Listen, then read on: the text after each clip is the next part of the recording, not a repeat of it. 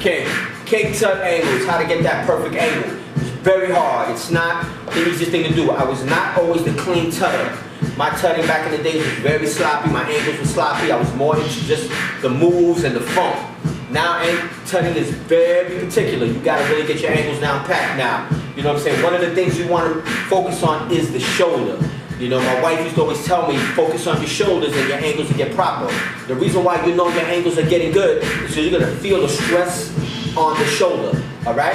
You're not always going to have a mirror to look at, but you can gauge your angle with your shoulder, okay? Now, if you feel the pressure points right here, you can raise your shoulder, your elbow above your shoulder, and you'll be able to tell by the pressure on your shoulder. All right, so that's one way to gauge it, because remember, when you're tutting in the crowd, you're not seeing the mirror, you're not looking into a camera. You don't know what your reflection if your angle is perfect. So start gauging with your shoulders.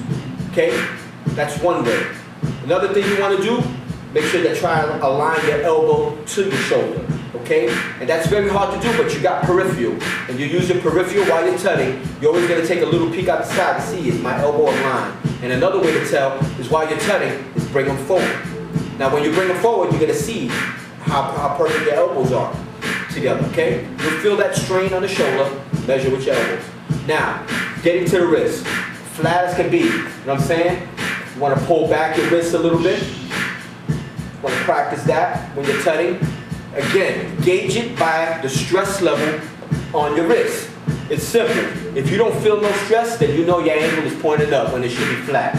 You gotta feel that stress. So yeah, you're gonna feel a little bit of pain. You're gonna get, your arms are gonna get a little tight, but you'll feel it. Now, final and most important part, one of my biggest problems is my pinky and my fingers all flipping all over the place. You know what I mean? Some people turn it into a style. I got criticized for a lot. I just look retarded when I do it.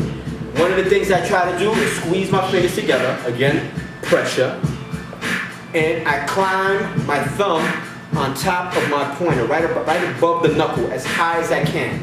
By doing that, that's creating a more flat effect. So I'm actually putting my thumb right on top, close to the knuckle, and I'm squeezing these fingers in tight. And as I'm squeezing them, I'm pretending that they're going straight out that way. Okay? Now this is a lot to think about. So when you have too much to think about, when you have all these little points that you got to remember, the only way to create a perfect tut angle in the solo is muscle memory. So drill. Stand in front of that mirror and drill each angle over and over and over and over again until you get that muscle memory. Then you won't have to think about it. All right? Peace.